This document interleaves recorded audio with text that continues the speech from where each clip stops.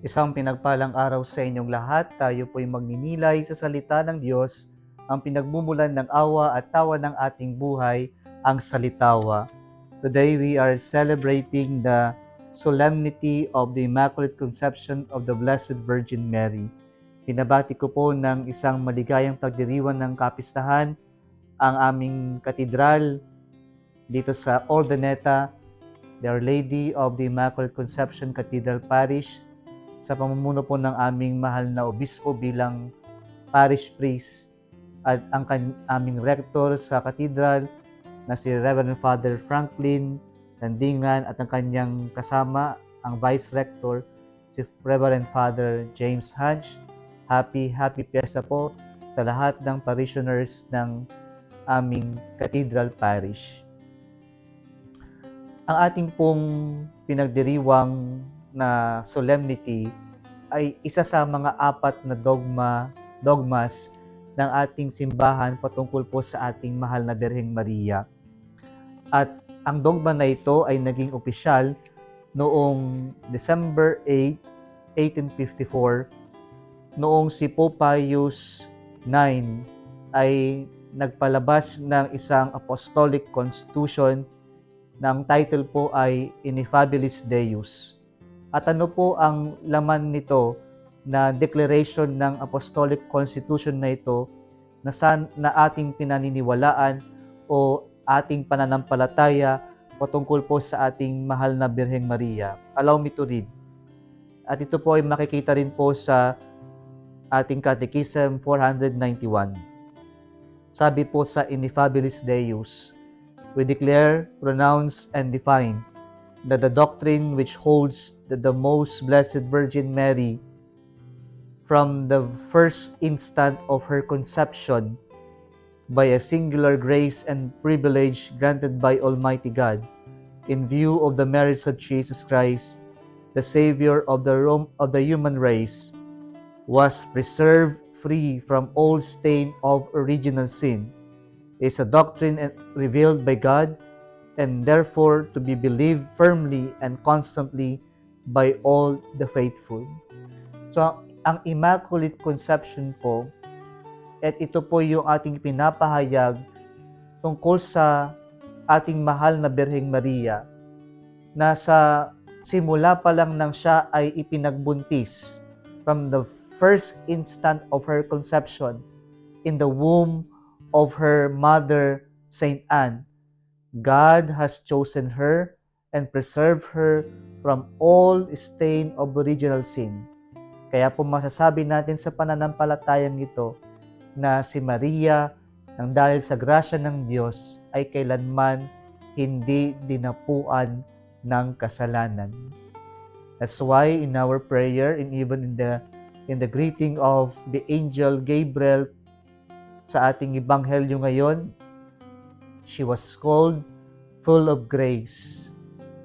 Pinagpala si Maria hindi dahil siya ay mabait, banal, but pinagpala siya because of that privilege of being chosen by God to become the mother of our Savior. And therefore, because she was chosen from the very moment, before her existence, napili na siya ng Diyos. Kaya po, nararapat lamang na ang magdadala ng ating Savior is someone who is free from all stain of sin, na walang bahid ng kasalanan. At ito ang ating mahal na Birheng Maria. And so in our readings today, we can at least take some points regarding our celebration today.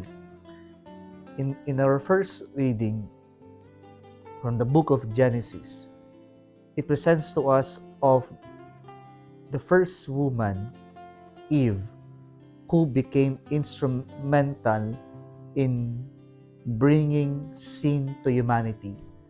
So, dito sa unang pagbasa, babae ang naging instrumento ng pagpasok ng kasalanan sa sanlibutan, sa sangkatauhan. And then, also in our first reading today, it presents to us that it is also through a woman that salvation and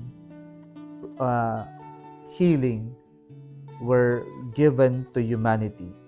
So, kapag po ang babae ang siyang pinagmulan ng kasalanan o ang siyang naging instrumento ng kasalanan, babae din po ang naging instrumento para maibigay sa atin ng Diyos ang salvation at redemption para sa sanlibutan.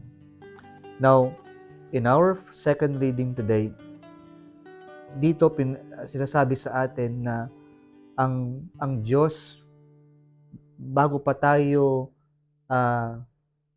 nilikha, ay naghanda na ng Diyos ng napakaraming pagpapala.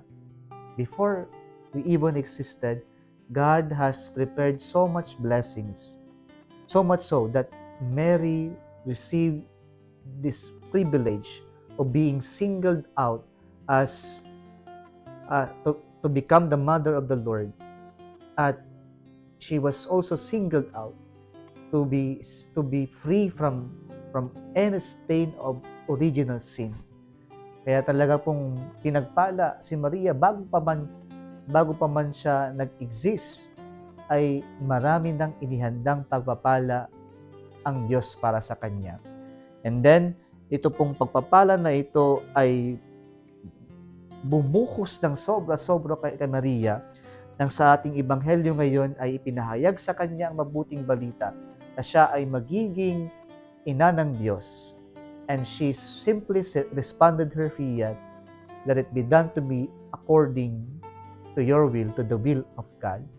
And so, what lessons can we learn from this solemnity? Una po sa ating pagninilay ay so many times we have been the cause of other people to sin and even their pains in their lives. And so the solemnity is actually challenging us to reverse that kind of attitude and mentality, na sana hindi tayo yung nagiging cause ng pagkakasala at ng sakit o pighati ng ating kapwa-tao. Bagkus sana tayo yung maging instrumento ng kanilang kagalingan at yung maging buo sila muli. Sana makatulong tayo na mapagaan ng buhay ng tao, ng ating kapwa-tao, ng ating mga kapatid.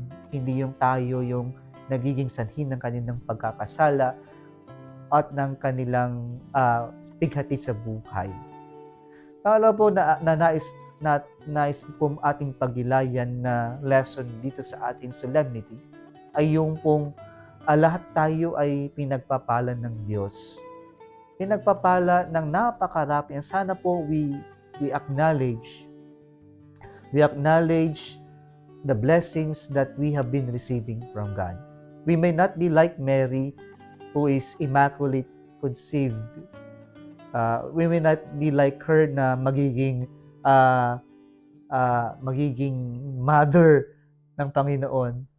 Pero we can also be full of grace like her when we can also give our total yes to God, to whatever He wants from us. Sana gaya ni Maria, masabi rin natin, "Yes, Lord, I surrender my life to you. Let it be done to me according to your will." Let us ask the help of our Blessed Mother, that just like her, we can also give our yes to the Lord.